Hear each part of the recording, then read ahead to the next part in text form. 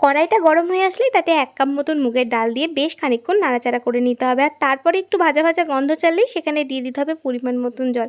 আর এরপরে ডালটাকে ধুয়ে নিয়ে তাতে পরিমাণ মতন জল আর খানিকটা পেঁপের টুকরো দিয়ে খুব ভালো করে সিদ্ধ করে নিতে হবে। আর তারপরে আগের থেকে কেটে রাখা কিছু পছন্দসই সবজি, যেমন আজকে আমি এখানে নিয়েছিলাম কিছুটা কুমড়ো, কিছুটা পটল আর টমেটো।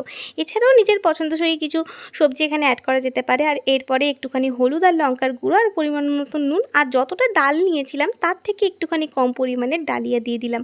আর শেষে দিয়ে দিলাম কিছুটা ভাজা মশলা আর কাঁচা লঙ্কা। এটাকে দিয়ে একটু মাখো মাখো করে এবার নাড়িয়ে নেব। আর নামিয়ে নেওয়ার পরে এবার কড়াইয়ে প্রথমেই দিয়ে নিতে হবে একটু কাঁচা সর্ষের তেল। আর তেলটা গরম হয়ে আসলে তাতে জিরে, শুকনো লঙ্কা, তেজপাতা ফোড়ন দিয়ে নিতে হবে। আর ফোড়নটা একটু ভাজা ভাজা হয়ে আসলে যে ডালিয়াটা এতক্ষণ ধরে রান্না করলাম সেটা দিয়ে নেবো ফোড়ন। ব্যাস, আর কিছুই না।